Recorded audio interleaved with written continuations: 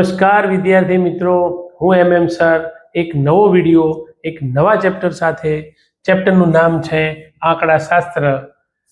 જે વિદ્યાર્થીઓએ બેઝિક ગણિત રાખ્યું છે, સ્ટાન્ડર્ડ ગણિત રાખ્યું છે, બંને માટે સૌથી ટોપ ચેપ્ટર છે, સૌથી વધારે માર્ક્સનું ચેપ્ટર છે કે જેની અંદર સારામાં સારી રીતે તમે પૂરેપૂરા ગુણ લાવી શકશો. તો શરૂ કરીએ આંકડાશાસ્ત્ર. આંકડાશાસ્ત્રના દાખલા, સૂત્ર આજે આપણે સમજીશું. દરેક પ્રકારના જેટલા સૂત્ર છે આખી ચોપડીમાં આ ચેપ્ટરના એની સમજ મેળવીશું. જો સૂત્રની સમજ આવી ગઈ તો દાખલા તમારી માટે ગણવા એકદમ સરળ થઈ જશે. તો શરૂઆત કરીએ આવૃત્તિ વિતરણ. આવૃત્તિ વિતરણ બે પ્રકારનું હોય છે. આને ખાસ સમજવું પડશે કેમ કે આગળ જ્યારે દાખલા ગણીશું ત્યારે તમને સમજ આપવામાં આવશે કે અવર્ગીકૃત માહિતી હોય તો આ સૂત્રથી દાખલો ગણવો, વર્ગીકૃત માહિતી હોય તો આ સૂત્રથી દાખલો ગણવો. પણ તમને એ જ ખબર ના પડે કે વર્ગીકૃત અને અવર્ગીકૃત શું છે. તો પહેલા સમજી લઈએ. અવર્ગીકૃત માહિતી એટલે એવી માહિતી મિત્રો, સિંગલ માહિતી, એક જ માહિતી હોય. જેમ કે ક્રિકેટમાં રન કરેલા હોય તો પહેલા ક્રિકેટરે 5 રન કર્યા, બીજે ક્રિકેટરે 3 રન કર્યા, ચોથા ક્રિકેટરે 2 રન કર્યા, પાંચમા કે 8 રન કર્યા, એના પછીના ક્રિકેટરે 7 રન કર્યા. તો આ જે મિત્રો 5, 3, 2, 8, 7 એક એક ઓવરમાં વિદ્યાર્થીએ કે ક્રિકેટરે રન કરેલા છે. તો આ સિંગલ માહિતી છે. તો આને કહેવામાં આવે છે અવર્ગીકૃત માહિતી. જ્યારે વર્ગીકૃત માહિતી કોને કહેવામાં આવે છે? બે માહિતી આપવામાં આવે. બે માહિતી એટલે કેવી કે અહીંયા આપવામાં આવેલી છે વિદ્યાર્થીની ઉંમર. વિદ્યાર્થી 7 વર્ષનો છે, 8 વર્ષનો, 9 વર્ષનો, 10 વર્ષનો, 11 વર્ષનો. અહીંયા આપવામાં આવેલું છે એનું વજન કે 35 kilo, 35 kilo, 37 kilo, 40 kilo, 42 kilo. તો આ બે માહિતી થઈ. આને વર્ગ કે અને આ જે છે એ XI કહેવાય અને આ જે છે ને FI, જેને આવૃત્તિ પણ કહેવામાં આવે. તો આવી રીતે એક જ દાખલામાં બે માહિતી જ્યારે આપવામાં આવે એને વર્ગીકૃત માહિતી કહેવાય. વર્ગીકૃત માહિતી બીજા પ્રકારની પણ હોય છે. જેમ કે આ 0 થી 10, 10 થી 20, 20 થી 30, 30 થી 40 આ વર્ગ છે. અને આવૃત્તિ કહેવાય. આવૃત્તિને આપણે FI આગળ સમજીશું. 5, 7, 9 અને 11. તો આ માહિતી જો આવી રીતે પણ દાખલો જ્યારે આપવામાં આવેલો હોય ત્યારે સમજવાનું કે વર્ગીકૃત માહિતી. તો પહેલા તો આપણને ખબર પડવી જોઈએ અવર્ગીકૃત માહિતી, વર્ગીકૃત માહિતી. આ વર્ગીકૃત માહિતી છે, આ પણ વર્ગીકૃત માહિતી છે. ઘણી વખત આની અંદર પણ એક બીજા પ્રકારની માહિતી આવે છે, એ પણ હું તમને સમજાવતો જાઉં. જેમ કે આવું આપ્યું હોય 0 થી 10, 10 થી 25, 25 થી 50 લો અને વર્ગ આપ્યો છે 7, 8, 9. ચલો, આ આવૃત્તિ છે અને આ વર્ગ છે. તો તમે જોઈ શકો છો ઘણા બધા વિદ્યાર્થીઓ કન્ફ્યુઝ થાય છે, એટલા માટે આ સમજાવી દઉં. આ દરેકની વચ્ચે અંતર કેટલાનું છે. અહીંયા આપણે આ ચેપ્ટરના અંતરને વર્ગ લંબાઈ કહીશું. 10, 10 નું અંતર છે એને કહેવાય વર્ગ લંબાઈ. આગળ હું તમને શીખવાડું છું. અહીં જુઓ તમે, અહીંયા 10 નું અંતર છે, અહીંનું 15 નું અંતર છે, અહીં 25 નું અંતર છે. તો આ બધું અંતર અથવા તો વર્ગ લંબાઈ જુદી જુદી છે. તો આવો દાખલો એને કહેવાય અસમાન વર્ગ લંબાઈ. અસમાન વર્ગ લંબાઈ વાળો દાખલો કહેવાય. અને એક સરખી 10, 10 જ છે અંતર, તો આને કહેવામાં આવે છે સમાન વર્ગ લંબાઈ વાળો દાખલો. તો આ પણ ધ્યાન આપજો. અવર્ગીકૃત માહિતી, સિંગલ માહિતી આપી હોય તો એને અવર્ગીકૃત કહેવામાં આવે છે. આવી સાદી માહિતી આવી હોય, આ બધાને વર્ગીકૃત માહિતી કહેવામાં આવે છે. આગળ વાત કરીએ.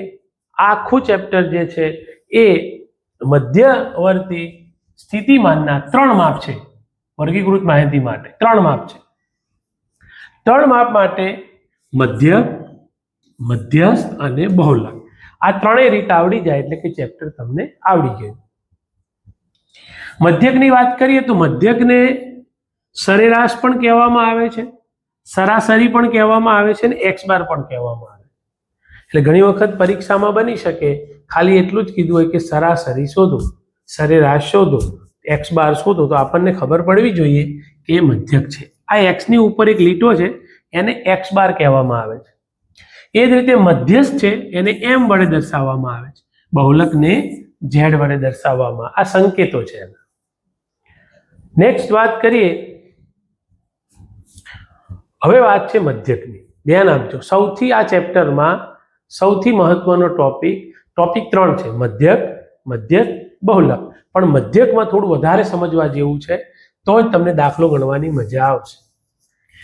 મધ્યકમાં 2 પ્રકારની માહિતી આવે છે, અવર્ગીકૃત અને વર્ગીકૃત. કોને અવર્ગીકૃત કહેવાય, કોને વર્ગીકૃત કહેવાય મેં તમને શીખવાડી દીધું છે. આગળ અવર્ગીકૃત માહિતી હોય અને એક્સ બાર એટલે મધ્યક શોધવાની જ્યારે તમને વાત કરવામાં આવે તો સૂત્ર શું છે? અવલોકનનો સરવાળો છેદમાં અવલોકનની સંખ્યા, અથવા તો સંકેત સ્વરૂપમાં એક્સ બાર બરાબર સિગ્મા એક્સઆઈ અપોન એન.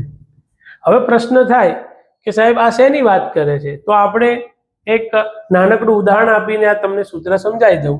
એક માહિતી આપી આની વાત કરી રહ્યા છીએ આપણે કે ભાઈ 5, 10, 15, 20 અને 25 લો, આ અવર્ગીકૃત માહિતી થઈ. આપણને કહે કે ભાઈ આનો મધ્યક શોધો, તો શું કરવાનું? ઉપર આ બધાનો સરવાળો કરવાનો, 25, 20, 15, 10 અને 5 એટલે આમનો સરવાળો 75 થશે. એટલે કે અવલોકનનો સરવાળો કરવાનો. અને નીચે શું છે? અવલોકનની સંખ્યા 1, 2, 3, 4 ને 5, 5 વડે ભાગી નાખવાના. તમે આમ કરશો તો 15 પંચા 75. તો આવી રીતે જવાબ તમને મળી જશે. તો દાખલા આપણે આગળ ગણીશું, પણ આ ખાલી વાત છે. તો આવો અવર્ગીકૃત માહિતી હોય તો આ ગુજરાતીમાં પણ સૂત્ર અને આ સંકેત ભાષામાં પણ સૂત્ર છે. ખાસ છે વર્ગીકૃત માહિતી. વર્ગીકૃત માહિતીની જો વાત કરવામાં આવે તો 3 રીત છે, સાદી રીત, ધારેલા મધ્યકની રીત, વિચલનની રીત. 3 રીત છે. કોઈ એક દાખલો 3 માંથી કોઈ પણ એક રીતે ગણી શકો, જવાબ સરખો આવશે. હું સૂત્ર સમજાવતા પહેલા થોડીક વાત એ પણ કરી લો. જો અહીંયા આપણી પાસે દાખલા ગણેલા છે, આ એફઆઈ એક્સઆઈ ની રીતે ગણેલો છે સાદી રીતે, આ એફઆઈ ડીઆઈ ની રીતે ગણેલો છે અને આ એફઆઈ યુઆઈ ની અંદર. અહીં પણ તમે જુઓ 62 જવાબ છે, અહીં પણ જુઓ તમે 62 જવાબ આવે છે, અહીં પણ જુઓ તમે 62 જવાબ આવે છે. 62 જ છે. આ કઈ રીત છે? FI XI. આ કઈ રીત છે? FI DI. આ કઈ રીત છે? FI UI.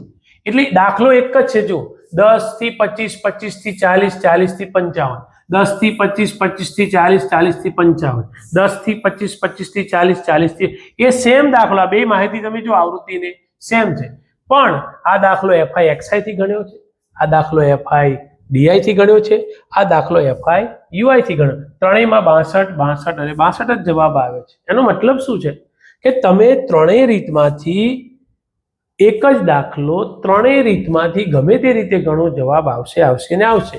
પણ વાત છે તમે જો સાચી રીત પસંદ કરશો તો આરામથી તમે સમય બચાવી શકશો. જેમ કે આપણે નદી છે અને એ નદીમાં જવું છે તો આપણી પાસે 3 વ્હીકલ છે, એટલે મીન્સ કે હોડી છે, બાઇક છે અને 4-વ્હીલર ગાડી છે. તો જલ્દી પહોંચવા માટે હોડી જ લેવી પડે, ત્યાં બાઇક ચાલે નહીં, ત્યાં ગાડી ચાલે નહીં. એવી રીતે અહીંયા એક સિસ્ટમ છે કે આ ટાઈપનો દાખલો હોય તો આ રીત, આ ટાઈપનો દાખલો હોય તો આ રીત, આ ટાઈપનો દાખલો હોય તો આ રીત. એ જોવાનું, સમજવાનું, પછી તમને તકલીફ નહીં પડે. તો પહેલી રીત છે સાદી રીત. પહેલા તો આ રીત ક્યારે વપરાય?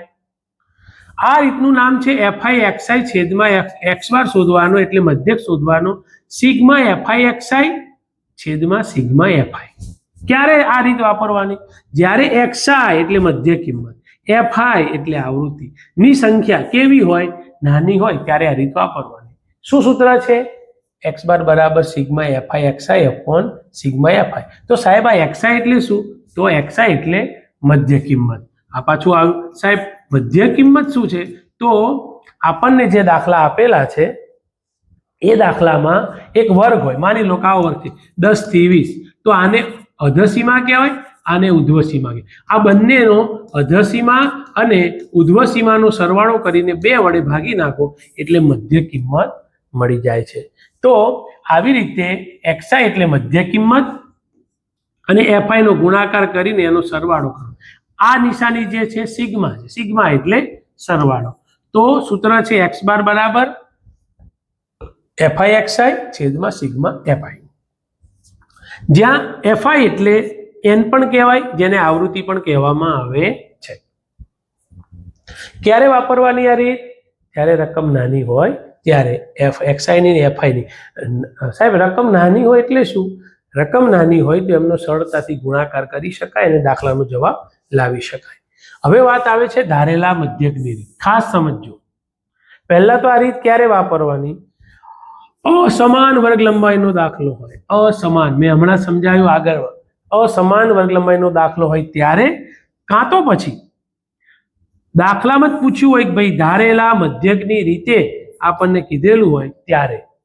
બાકી આ રીત શક્ય હોય ત્યાં સુધી ઓછી વાપરવાની. બાકી તો FIUI અને FIXI ની રીત જ વપરાય. તો અહીંયા ધારેલા મધ્યકની રીત એટલે x બાર બરાબર a એટલે ધારેલો મધ્યક વત્તા sigma fi di sigma fi. તો fi તો તમને આગળ આવી ગયું, સિગ્મા fi, તો આ di નવું આવ્યું છે. di એટલે શું? તો કે xi માંથી a ધારેલો મધ્યક શું કરી દેવાનો બાદ તો di મળશે. દાખલા ગણશો ત્યારે સરળતાથી આ દરેક વાત તમને સમજાઈ જશે. એ જ રીતે આવે છે વિચલનની રીત. વિચલનની કો અથવા તો કોઈ કે પદ વિચલનની રીત તો સૌથી બેસ્ટ રીત છે, સૌથી સહેલી રીત છે. સૂત્ર શું છે? x બાર બરાબર a વત્તા સિગ્મા FIUI સિગ્મા fi ગુણ્યા h. આ h એટલે શું છે? વર્ગ લંબાઈ. વર્ગ લંબાઈ એટલે 2 વર્ગ વચ્ચેનું અંતર. તો આ રીત ક્યારે વાપરવાની? જનરલી દરેક જગ્યાએ વાપરી શકાય, પણ ખાસ દાખલામાં F1 F2 એટલે દાખલાની અંદર મધ્યક શોધવાનો નહીં હોય. ખૂટતી આવૃત્તિ વાળા દાખલા હોય, એક ખૂટતી આવૃત્તિ વાળો હોય, 2 ખૂટતી આવૃત્તિ વાળા હોય, FIUI રીત બેસ્ટ છે. અચ્છા, તો આ UI કેમનો શોધવાનો? તો જો અહીંયા xi તો આપણે શોધવા ના હોય, એ મળી જ જશે.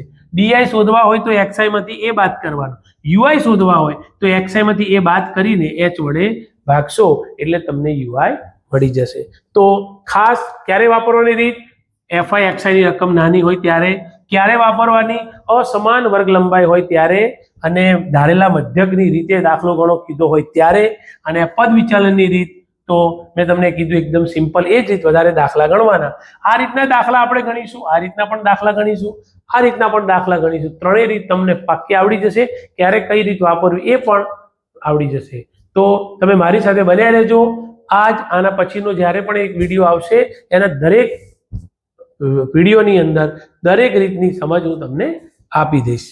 આગળ વાત કરીએ તો બહુલક. બહુલક ને z વડે દર્શાવવામાં આવે છે. અવર્ગીકૃત માહિતી હોય, વર્ગીકૃત માહિતી હોય ત્યારે કયું સૂત્ર વાપરવું એ સમજીએ. બહુલક શોધવા માટે અવર્ગીકૃત માહિતી હોય તો અવર્ગીકૃત માહિતી માટે બહુલક કેવી રીતે શોધાય? જે અવલોકન સૌથી વધારે વખત પુનરાવર્તિત થાય તે સંખ્યાને બહુલક કહેવાય. એટલે શું સાહેબ? જો ઉદાહરણ આપું, 3, 5, 7, 7, 9 અને 11. લો આ અવર્ગીકૃત માહિતી મેં તમને આગળ પણ શીખવાડી, અવર્ગીકૃત માહિતી. તો આનો બહુલક શોધવાનો કે તો કઈ સંખ્યા પુનરાવર્તિત થાય છે? તો 7. બસ, તો આપણો ઝેડ જવાબ આવી ગયો 7. તો આવી રીતે અવર્ગીકૃત માહિતીમાં જ્યારે બહુલક શોધવાની વાત આવે તો શું યાદ રાખવાનું? જે અવલોકન સૌથી વધારે વખત પુનરાવર્તિત થાય. અહીંયા 2 વખત, કોઈ વખત 3 વખત પણ હોઈ શકે, એ જ આપણો બહુલક છે. તો આવા ટૂંકા દાખલા એટલે કે વિકલ્પ ખાલી જગ્યામાં પૂછાય તો તમને આવડી જાય. આનું કોઈ સ્પેશિયલ સૂત્ર નથી. પણ મિત્રો ખાસ સમજવા જેવું છે, વર્ગીકૃત માહિતી હોય ત્યારે ઝેડ એટલે બહુલક કેમનો શોધવાનો? તો એનું સૂત્ર છે z બરાબર l વત્તા f1 minus f0 2f1 F0 minus F2 ગુણ્યા H. તો 1 2 0 શું છે સાહેબ? તો એની વાત સમજી લઈએ. F1 એટલે બહુલકીય વર્ગની આવૃત્તિ. હવે પ્રશ્ન થાય, બહુલકીય વર્ગ એટલે શું? તો આપણને જ્યારે દાખલો આપવામાં આવે 0 થી 10, 10 થી 20 અથવા કોઈ પણ રકમ, તો એમાંથી આપણે બહુલકીય વર્ગ પસંદ કરવાનો. જસ્ટ ઉદાહરણ સમજીએ કે ભાઈ 10 થી 20, 20 થી 30 અને 30 થી 40, 5 6 ને 7 આવૃત્તિ છે, આ વર્ગ છે અને આવૃત્તિ આવી છે. હવે માની લો કે આપણો બહુલકીય વર્ગ આ પસંદ થયો. કઈ રીતે પસંદ થાય એ દાખલો ગણશો ત્યારે વધારે સારી રીતે સમજ પડશે, પણ ખાસ સમજવા જેવું, આ બહુલકીય વર્ગ થયો તો F1 એટલે બહુલકીય વર્ગની આવૃત્તિ, તો આવૃત્તિ છે આ રીતે, તો આને કહેવામાં આવે છે F1. F2 એટલે બહુલકીય વર્ગના પછીના વર્ગની આવૃત્તિ, બહુલકીય વર્ગના પછીની એટલે આ 7, તો એ શું થયો આપણો F2. F0 બહુલકીય વર્ગ પહેલાની આવૃત્તિ, આ બહુલકીય વર્ગની પહેલાની, તો F0. તો અહીંયા G1, અહીંયા 0 અને અહીંયા 2. 0 બરાબર 5, 1 બરાબર 6 અને 2 બરાબર 7. તો આવી રીતે પસંદગી કરવાની હોય છે. બીજી વાત કે જ્યારે આ સૂત્ર પૂછે તો આ સૂત્ર પણ મિત્રો એવું છે કે યાદ ના રહે, તો એમાં પણ તમને મેં કીધું એ પ્રમાણે યાદ કરવાનું. જોજો, Z બરાબર L minus plus F minus F, F minus F, આ રીતે 3 વખત F મૂકી દેવાના. પછી શું કરવાનું હોય? 1 0 1 0 2 2, આ રીતે યાદ કરવાનું. 1 0 1 0 2 2, આગળ 2 પાછળ 2 અને ગુણ્યા H. તો આવી રીતે પણ તમે ઝેડનું એટલે કે બહુલકનું સૂત્ર તૈયાર કરી શકો છો. હવે મોટા દાખલા માટે એકદમ નાના, પણ ઘણી વખત દાખલામાં ટૂંકા દાખલા 2 માર્ક્સના પૂછાતા હોય છે, ખાલી જગ્યા પણ પૂછી શકે. તો એ માટે બહુ ઉપયોગી સૂત્ર છે Z બરાબર 3m માઇનસ 2x બાર.